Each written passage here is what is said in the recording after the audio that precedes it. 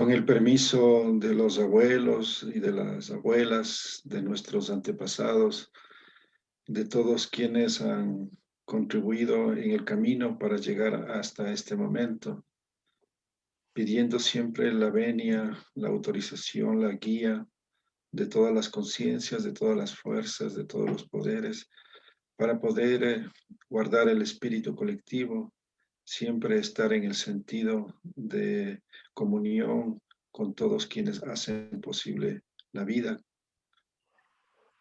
Efectivamente, estamos viviendo un momento especial. Nosotros somos la generación en la cual estamos cumpliendo algo que lo determinaron o lo establecieron hace más de 500 años los sabios, los maestros, los chamanes, la gente que puede entender, puede comprender en el tiempo y en el espacio cómo funciona. Efectivamente, hace 500 años, cuando llegaron los llamados conquistadores, se encontraron con algunas noticias o algunas llamadas también profecías o mitos en los cuales contaban las poblaciones originarias de que ellos ya sabían de que vendrían o de que llegarían los hombres de otro continente. El hombre barbudo llegaría a las tierras de Abya Yala, hoy América, y impondrían con la cruz y la espada unas nuevas concepciones y un nuevo mundo. Esto que estoy contando lo fue recogido por varios cronistas, es decir, no es una invención o no es una conjetura, sino que es algo concretamente que lo señalaron y lo recogieron algunos cronistas.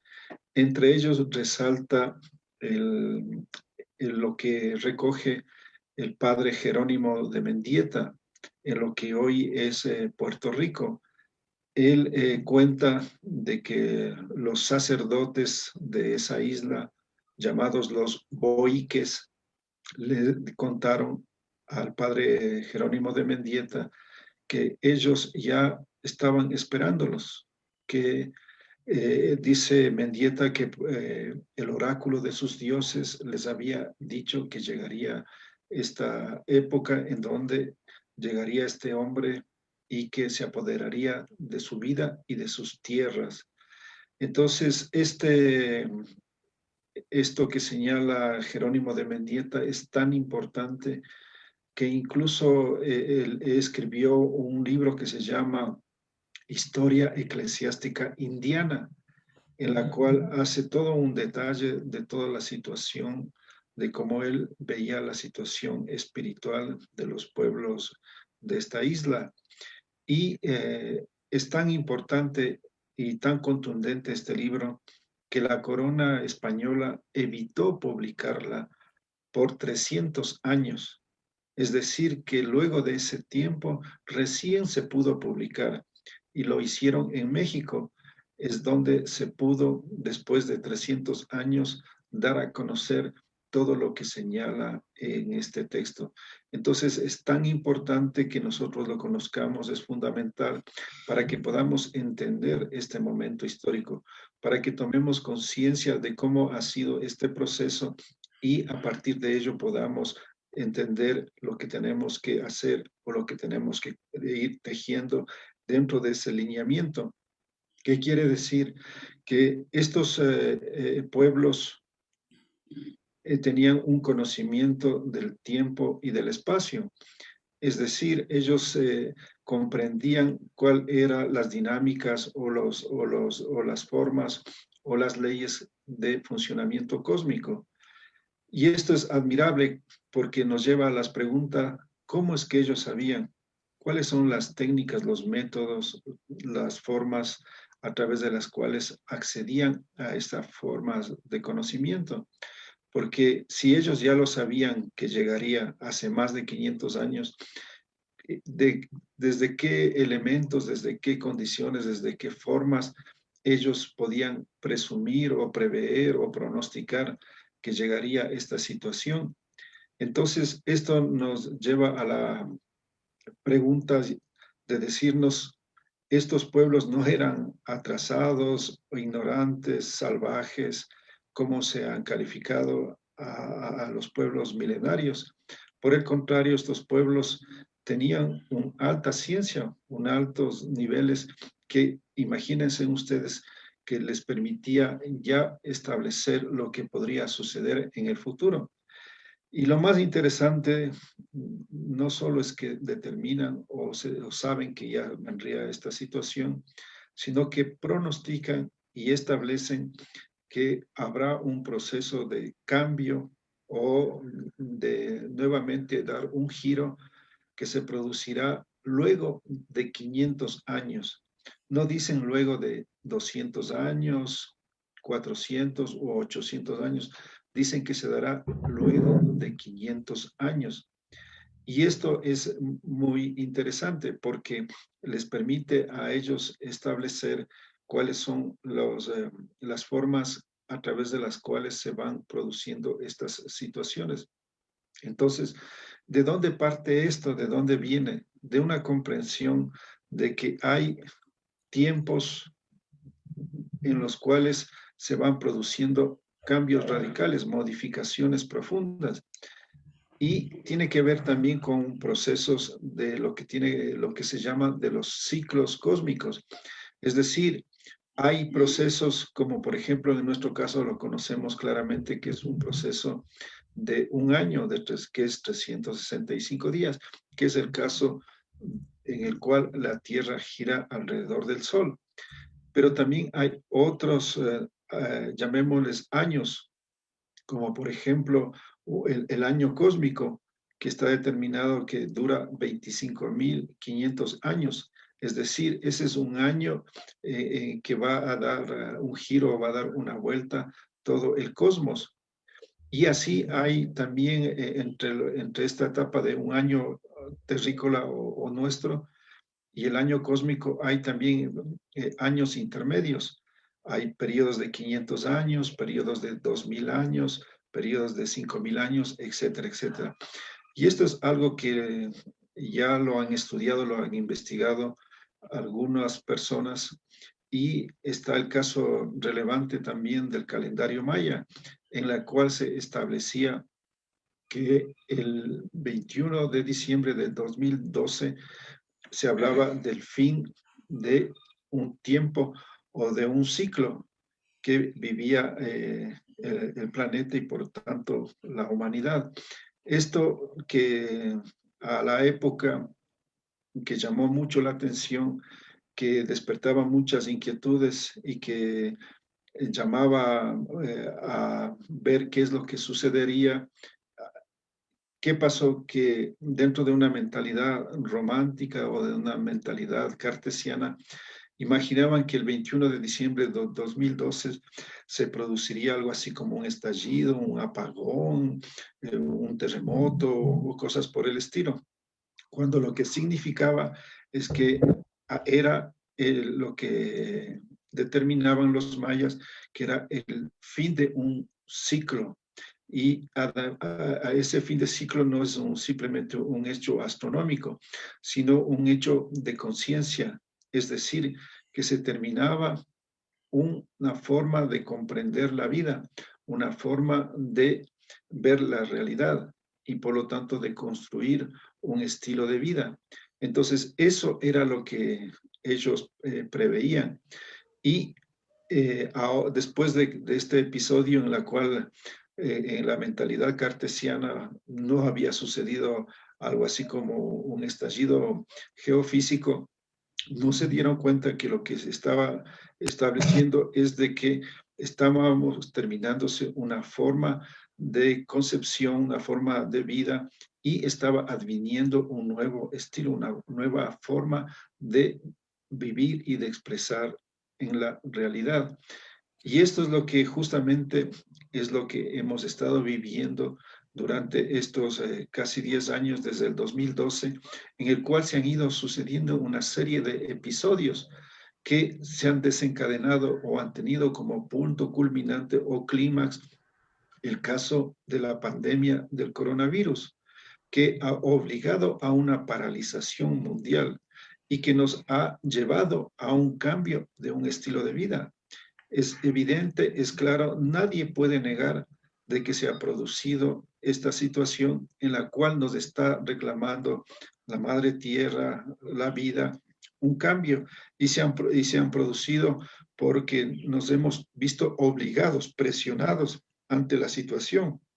Entonces, para algunos puede ser simplemente un hecho parcial o un hecho puntual o una otra situación dentro de varios elementos. Pero para nosotros y para lo que dicen los maestros, este es un momento crucial. Es un momento en este proceso en el cual se van a ir cada vez acelerando más estos procesos de cambio. Esto quiere decir que, por ejemplo, la situación actual de la pandemia va a mantenerse todavía por más tiempo. Es decir, no va a ser fácil salir, como de hecho ya estamos viendo que las nuevas cepas van surgiendo y cada vez son más agresivas, más fuertes. Y si bien hay la vacunación, esta solamente tiene un tiempo de respaldo o de vigencia o de defensa, porque después de un tiempo ya otra vez las personas quedan en la posibilidad de ser afectados por el virus. Por lo tanto, nos encontramos en una situación en que van a sucederse, van a ir apareciendo nuevas situaciones y todo eso nos conduce, por lo tanto, a un llamado a buscar cambios mucho más radicales, mucho más profundos a los que actualmente se han dado. Entonces, esto es lo que significa lo que pronosticaron nuestros abuelos, nuestros sabios, nuestros maestros hace más de 500 años y estamos viendo de que efectivamente así se está dando. Bien, Estamos en ese instante, en este momento, en donde comienza un proceso en el cual lo que determinaron nuestros antepasados de que regresa la luz en mitad de la noche. Esta es una frase muy interesante recogida también por los cronistas que dijeron que cuando iban a llegar los conquistadores europeos se produciría un momento en el cual llegará la noche en mitad del día y después de 500 años llegará la luz en mitad de la noche. Entonces, esto es muy importante eh, comprenderlo, de darse cuenta de que nos estaban hablando de que viviríamos una época de 500 años de oscurantismo, como es lo que hoy entenderíamos. Este oscurantismo que nos ha llevado a este momento en donde la supervivencia de la especie humana está en entredicho. Es decir, nunca en la historia mundial se ha pasado este fenómeno de que la humanidad esté en peligro de sobrevivencia. Han habido catástrofes, han habido una serie de fenómenos de cambios climáticos, han habido unas situaciones en las cuales ha habido épocas geológicas en que han puesto la situación muy compleja, pero nunca ha pasado el acto que estamos viviendo hoy en donde toda la humanidad podría desaparecer si sigue esta situación del cambio climático, pero sí, que es una situación generada por la misma actitud de un sistema que rompió con la naturaleza, que destruyó a todas las formas de expresiones naturales.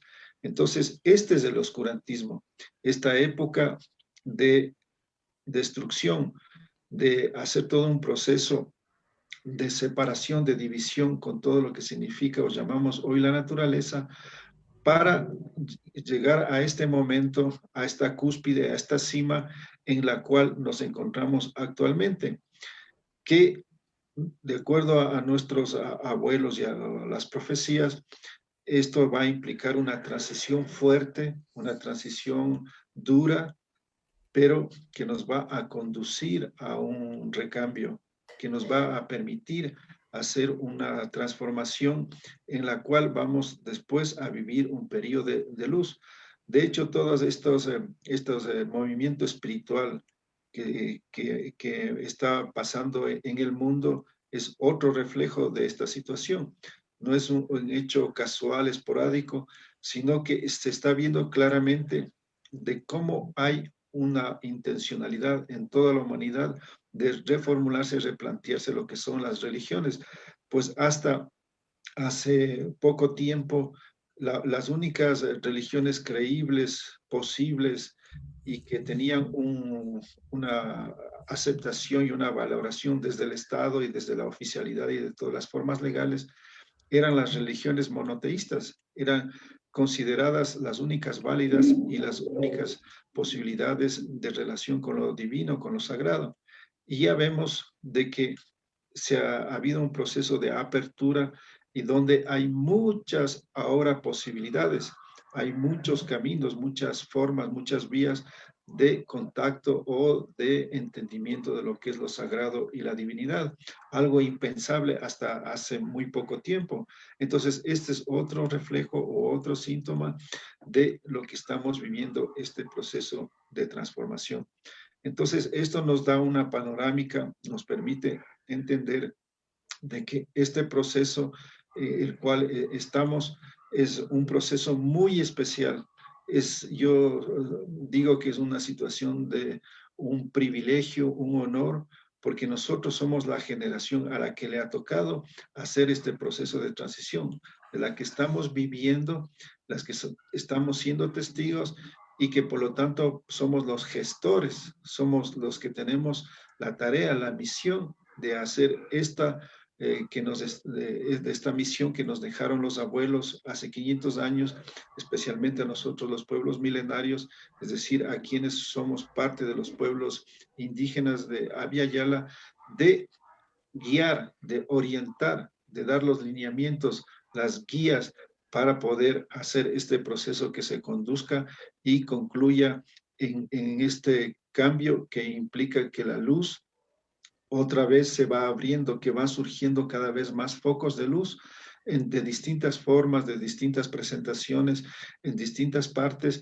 y que cada vez van alumbrando el nuevo estilo de vida, porque de eso se trata, de que cambiemos el estilo de vida. No podemos continuar tal como hemos estado. ¿Y eso qué implica? Cambiar nuestras concepciones, cambiar todos los puntos de vista y cambiar nuestra relación con la madre tierra. Sí. Entonces, esto será lo fundamental, lo básico que nos va a permitir lograr esta transformación que nos hemos propuesto y que nos han dejado como tarea nuestros abuelos. Excelente, mi hermano. Y qué importante es tener la oportunidad de escuchar. Es imposible, es realmente imposible hablar de nuestros pueblos milenarios sin tocar el tema de las ceremonias. Entonces, mi querido maestrazo Atahualpa, aquí contigo, te voy a hacer una pregunta a ver qué nos comentas. Todavía tenemos, apenas estamos cerrando la primera hora de nuestra conversación y va maravillosamente. Y la pregunta es, ¿son los ritos y ceremonias una herramienta para la comprensión de estos saberes? Evidentemente de lo que estamos hablando. ¿Y hay en las danzas, cantos y en los instrumentos sagrados eh, la información guardada por nuestros pueblos? Y son tres preguntas, ¿verdad? Perdón, dije una, pero van tres. Y en esto que tomamos el tema de las plantas, y también creo que lo vamos a tomar con Bere después, hay en la ayahuasca, en el San Pedro, esa guarda también natural de estas enseñanzas. Gracias. La forma de acercarse a la realidad o de comprender la realidad es muy diferente dentro de los pueblos milenarios. Desde la que se llama la civilización, se potencializa a la razón como la forma de comprensión de la realidad, es decir, se fundamenta en las teorías, en las ideas y en los conceptos como los mecanismos de aproximación para atrapar la realidad y traducirla en una forma escrita. Pero dentro de los pueblos ancestrales milenarios, su forma de comprensión es a través del ritual, a través de la ceremonia, que se aplica a todas las formas de expresión de la vida. Esto quiere decir que cuando se quiere hacer un proceso de, por ejemplo, de sanación, no se lo hace desde una forma simplemente como se lo haría dentro de la psicología, de una forma teórica. Esto es que simplemente se llegue hasta el cerebro o hasta la mente para tratar de resolver ahí un conflicto psicológico, sino que se utiliza, por el contrario, el ritual. ¿Qué significa? ¿Qué quiere decir con esto? No es como se lo entiende desde una visión religiosa o cristiana, en la cual se hace una serie de liturgias o de cantos o de formas que simplemente se cree que ahí se resuelve una situación de, en este caso, de sanación.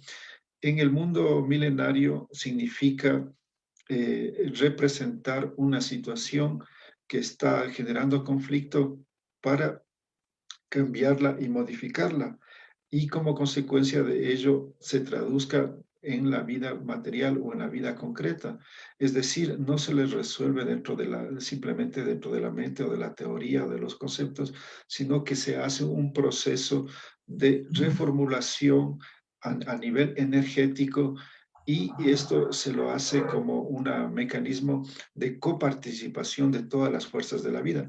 Es decir, un acto de sanación no es un acto simplemente del terapeuta o del médico, del sanador, sino es la intervención, la participación, la confluencia de una serie de fuerzas, de energías, de conciencias que están constituyendo la vida. Entonces se llama, se invoca, se demanda su presencia y se genera un nuevo diseño. Entonces, la idea es que hay un diseño que está afectando, que está desequilibrado, desarmónico, y el ritual consiste en volver a armonizar, en volver a hacer un diseño que permita equilibrar eso. Entonces como consecuencia intervienen muchas situaciones emocionales, afectivas, sentimentales, intuitivas, perceptivas, no solamente de la persona afectada, no solamente del terapeuta, sino de todos quienes participan.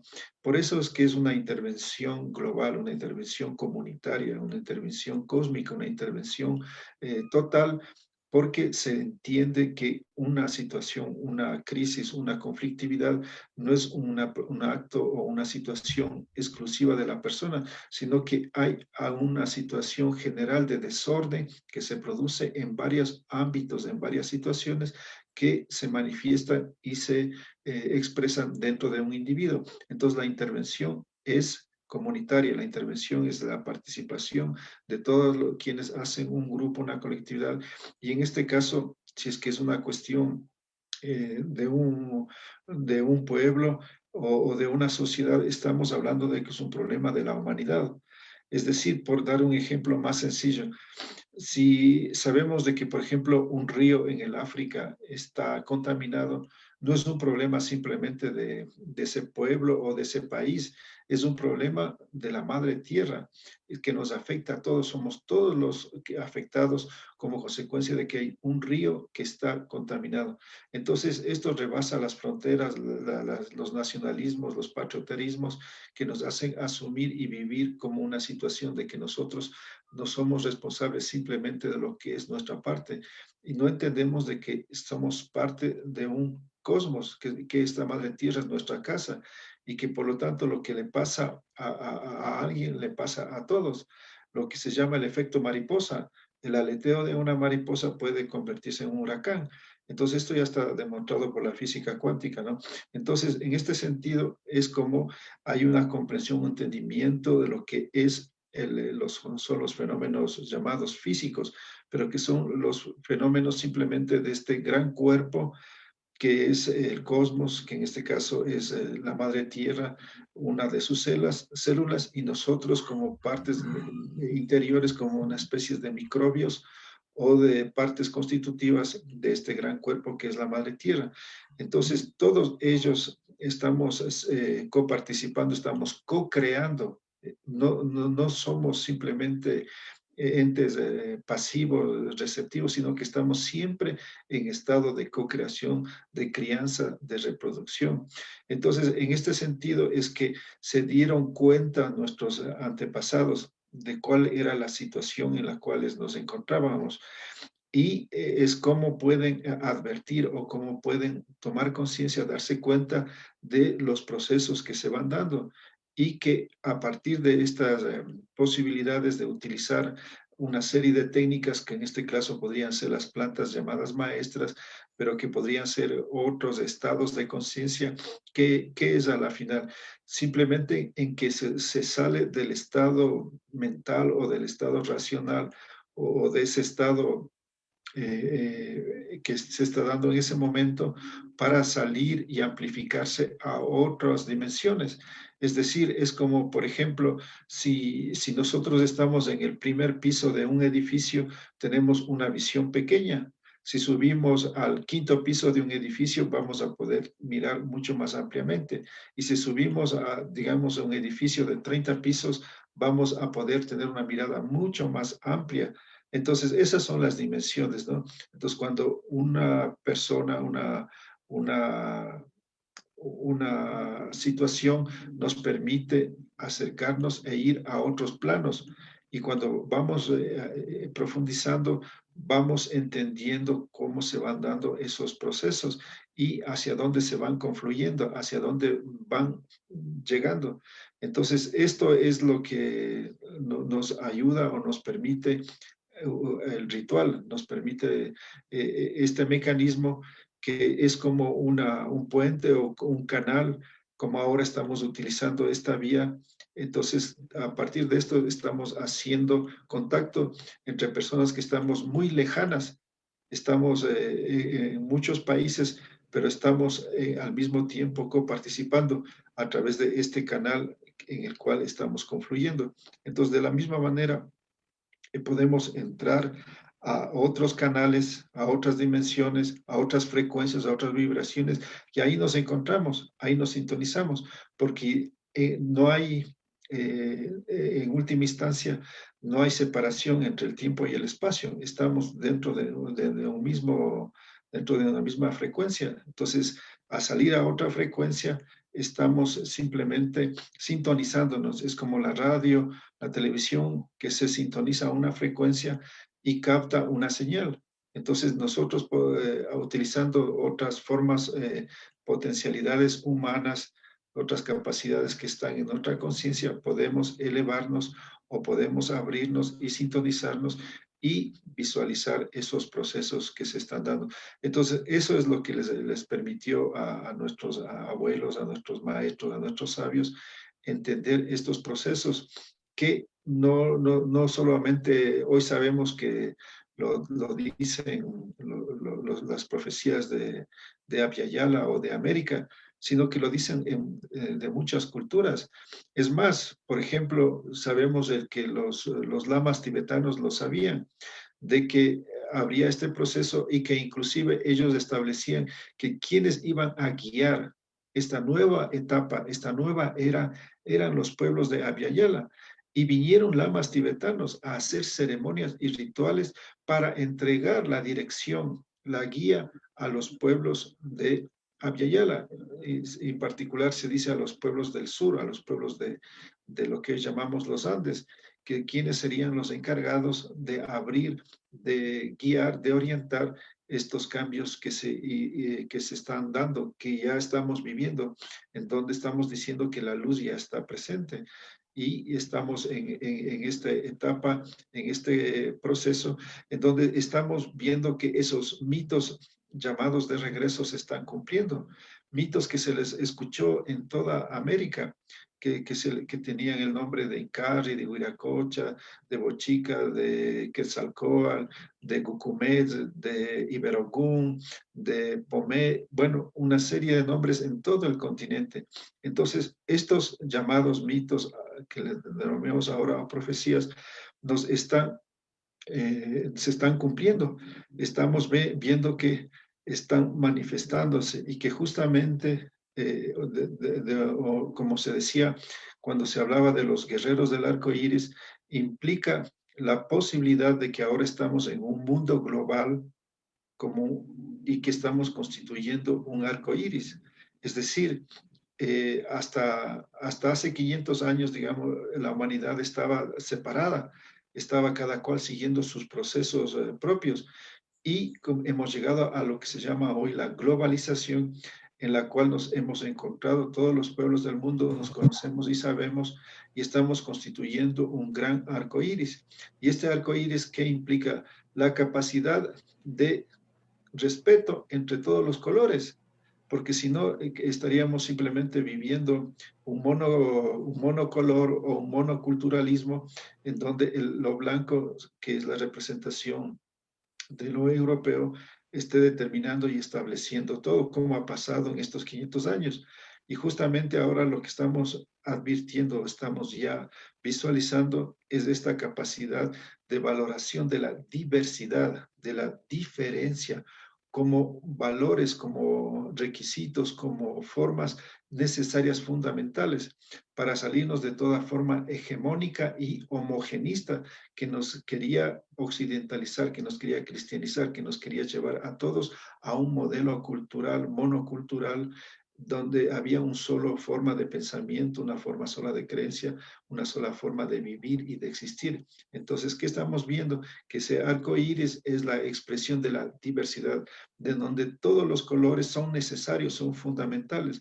Entonces, eso es el fin de lo que hablaba los mayas, el fin de una forma de vivir, de una forma de comprensión, de una forma de establecer lo que es un mecanismo de conocimiento, de ciencia, de filosofía, de medicina, de cualquier cosa.